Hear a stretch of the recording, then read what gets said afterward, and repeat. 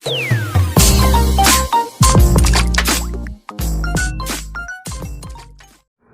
हम 11th कक्षा के लिए हमारी जो जनरल एंट्रीज जो होती है उससे आगे चल रहे हैं। सब डायरी बुक आज हम देखेंगे। सब डायरी बुक कैसे बनती है, सहायक बहियाँ कैसे बनती है, सहायक बहियाँ किसे कहते हैं, सहायक बहियाँ कितने प्रकार की होती है, इन सारी चीज़ों को आज हम देखते हैं और सहायक बहियाँ बनाने के जो रूल्स हैं वो रूल्स समझते हैं। सहायक बही किसे कहते हैं, सहायक बही का अर्थ क्या है, तो मैं आपको बताना चाहूँगा कि जो सहायक बहियाँ होती है वो सहायक बहियाँ विशेष पुस्तकें होती है। हम विशेष पुस्तक इसलिए कहते हैं कि कोई भी व्यापारी अपनी सुविधा के अनुसार उनका उपयोग कर सकता है। जिस व्यापारी को जैसी आवश्यकता है उस आवश्यकता के अनुसार वो उसका उपयोग कर सके, इसलिए हम उसको विशेष पुस्तक कह रहे हैं। सहायक बहियाँ ऐसी बहियाँ जिनमें सौदे का लेखा सर्वप्रथम किया जाता है। ऐसी बहियाँ जिनमें सौदों का लेखा सर्वप्रथम किया जाता है उन बहियों को हम सहायक बही कहते हैं और सहायक बही के आधार पर फिर खाता बही में लेखा किया जाता है। मैं आपको बताना चाहूँगा कि हम सहायक बही को प्रारंभिक लेखे की पुस्तक भी कह सकते हैं, या हम यूँ कहें कि जब हम जनरल को विभिन्न भागों में बांट देते हैं या जनरल का विभाजन कर देते हैं तो उन्हें हम सहायक बहियाँ कहते हैं। सहायक बहियाँ कितने प्रकार की होती है हम देखते हैं। सहायक बहियाँ मूल रूप से दो प्रकार की रहेगी, या यूँ कहें कि दो प्रकार की सहायक बहियाँ होती है। कैश ट्रांजैक्शन के आधार पर और नॉन कैश ट्रांजैक्शन के आधार पर, नगद व्यवहारों के आधार पर और उधार व्यवहारों के आधार पर। नगद व्यवहारों के आधार पर हम चार प्रकार की सहायक बही बनाते हैं। कैश बुक, जिसको हम सिंपल कैश बुक कहते हैं, पहली वाली साधारण रोकड़ बही, double column cash book, triple column cash book और पेटी कैश बुक। ऐसी जो नगद व्यवहार होते हैं उन नगद व्यवहारों के आधार पर ये चार प्रकार की सहायक बहियाँ बनाई जाती है। साधारण रोकड़ बही, द्विस्तंभी रोकड़ बही, त्रिस्तंभी रोकड़ बही और लघु रोकड़ बही। आगे हम चले उधार व्यवहारों के आधार पर, जैसा मैंने कहा गैर रोकड़ी व्यवहारों के आधार पर, तो गैर रोकड़ी व्यवहार यानी कि उधार जो हमारे सौदे होते हैं उन उधार सौदों के आधार पर, उन उधार व्यवहारों के आधार पर जो हम बही बनाते हैं उनमें हम देखेंगे क्रय पुस्तक होती है, विक्रय पुस्तक होती है, क्रय वापसी पुस्तक होती है और विक्रय वापसी पुस्तक होती है। इन बहियों को उधार जो हमारे सौदे हुए हैं उनके आधार पर बनाया जाता है। उधार सौदों में भी आप देखेंगे कि जो उधार क्रय किया है उसे क्रय पुस्तक में लिखना है, जो उधार विक्रय किया है उसे विक्रय पुस्तक में लिखना है। इस प्रकार से जो हमारे उधार व्यवहार हुए उन उधार व्यवहारों के आधार पर ये पुस्तकें बनाई जाती है।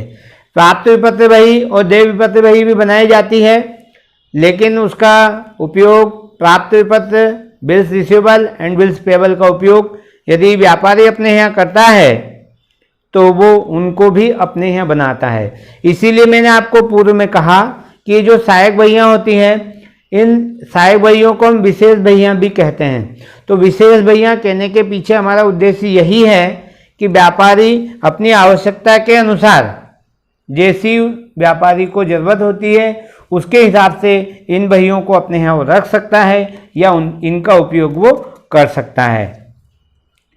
आगे मैं आपसे यदि बात करूं तो ये सहायक बहियाँ किस प्रकार से बनाई जाती है, इनको बनाने के नियम क्या है, ये हम देख लेते हैं। क्योंकि हमारा जब अगला वीडियो आएगा तो उस वीडियो में हम जो है सहायक बहियां बनाएंगे। तो उन सहायक बहियों को बनाने के पूर्व अभी मैं आपको जो रूल्स बता रहा हूं वो मैं आपको बता रहा हूं क्रय बही, विक्रय बही, क्रय वापसी, विक्रय वापसी बही के लिए। क्यों? क्योंकि जो कैशबुक है वो कैशबुक का भी हम बाद में बनाएंगे, हम बाद में उसको देखेंगे। पहले हम जो गैर रोकड़ी व्यवहारों के आधार पर हमारी पुस्तकें रखी जाती है उनको हम देख लेते हैं। तो गैर रोकड़ी व्यवहारों के आधार पर आपने देखा क्रय बही बनेगी, विक्रय बही बनेगी, क्रय वापसी बही बनेगी और विक्रय वापसी बही बनेगी। क्रय बही में आप याद रखें कि जो उधार सौदे होते हैं, उधार व्यवहार होते हैं, उसमें भी जो उधार माल हमने खरीदा है उसी का लेखा किया जाता है। आप ध्यान रखेंगे, जैसा मैंने पूर्व में कहा कि क्रय बही बनाएंगे, विक्रय बही बनाएंगे, क्रय वापसी बही बनाएंगे और विक्रय वापसी बही बनाएंगे। उनमें हम सबसे पहली जो बही है जो देख रहे हैं वो देख रहे हैं क्रय बही। तो क्रय बही में आप केवल उधार खरीदे गए माल का लेखा करेंगे, केवल उधार खरीदे गए माल का। इस बही को बीजक बही के नाम से भी जाना जाता है, या इसे हम क्रय रोज नामचा भी कहते हैं, या इसे हम क्रय दैनिक बही भी कहते हैं। आपको क्या विशेष ध्यान रखना है, कौन कौन से ऐसे व्यवहार हैं जिनका लेखा सहायक बही में नहीं होगा। सहायक बही में भी जो गैर रोकड़ी व्यवहार हैं जिनके आधार पर हम क्रय बही, विक्रय बही, क्रय वापसी, विक्रय वापसी बनाते हैं, उनमें किन किन व्यवहारों का लेखा हमें नहीं करना है, इसका हम जरूर ध्यान रखें। तो आप याद रखेंगे नगद व्यवहारों का लेखा बिल्कुल नहीं करना है, क्योंकि आपने देखा नगद व्यवहारों के लिए हम कैशबुक बनाएंगे। उस कैशबुक में भिन्न भिन्न प्रकार की जो 4 प्रकार की कैशबुक मैंने आपको बताई वो हम बनाएंगे। तो नगद व्यवहारों का लेखा सहायक बही में नहीं करना। चारों जो बही मैं आपको बता रहा हूं क्रय, क्रय वापसी, विक्रय वापसी, उनके लिए ये रूल्स हैं कि नगद व्यवहारों को नहीं लिखना। संपत्ति से संबंधित यदि कोई व्यवहार है, यानी कि हमने संपत्ति खरीदी या बेची है, तो उसका लेखा भी हमें सहायक बही में नहीं करना, जो उधार व्यवहारों के आधार पर बनाई जाती उनमें। याद रखिएगा, संपत्ति खरीदी है या संपत्ति बेची है उसे क्रय बही, विक्रय बही में नहीं लिखते हैं। जैसा मैंने कहा कि क्रय बही में उधार खरीदे गए माल का लेखा करेंगे, तो क्रय वापसी बही में जो खरीदा हुआ माल वापस हुआ है, हमने वापस किया है, उसका लेखा करेंगे।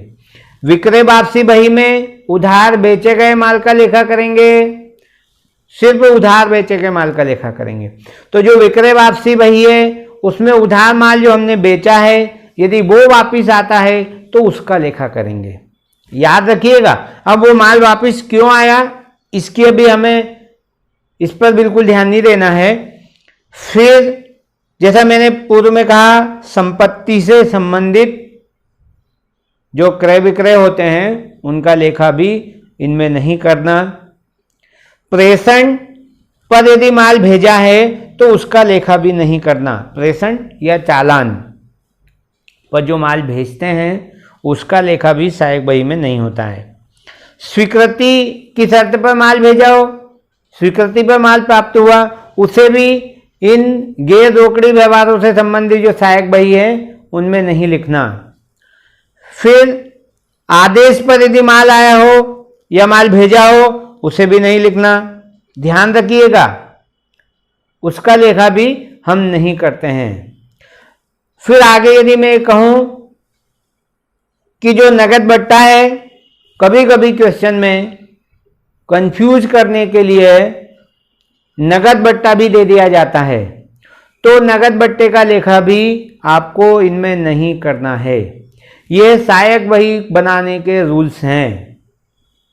मैं आप लोगों को ये बताना चाहूँगा कि जिस प्रकार से व्यापारी दुकानदार अपने यहाँ बिल बनाता है उसी प्रकार से हम इन सहायक बहियों को बनाते हैं।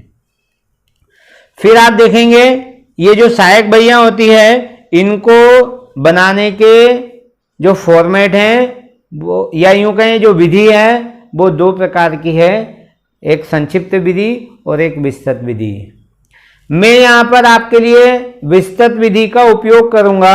उस विस्तृत विधि के में 6 कॉलम होंगे, आप कॉलम का जरूर ध्यान रखिएगा, जिसमें पहला होगा डेट का, दूसरा पार्टिकुलर का, तीसरा इनवॉइस नंबर का, चौथा एलएफ का, पांचवा अमाउंट का और लास्ट में जो छठा कॉलम है वो नेट अमाउंट का।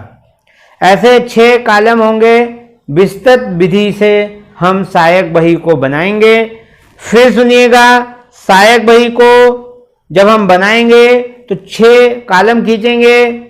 उसका फॉर्मेट जो है वो 6 कॉलम में है। एक बार पुनः मैं आपको रिपीट कर रहा हूं, पहला डेट, दूसरा पार्टिकुलर्स, तीसरा इनवॉइस नंबर, चौथा लेजर फॉलियो नंबर, पांचवा अमाउंट और जो छठा और आखिरी है वो नेट अमाउंट का। आप ध्यान रखिएगा, इस तरह से हम सहायक बहियों को बनाएंगे। अगला जो मेरा वीडियो होगा 11वीं कक्षा के लिए वो सहायक बही का ही होगा, यानी कि जो सहायक बही के न्यूमेरिकल हैं, संख्यात्मक सवाल हैं, उनको मैं आपके लिए लेकर आऊंगा।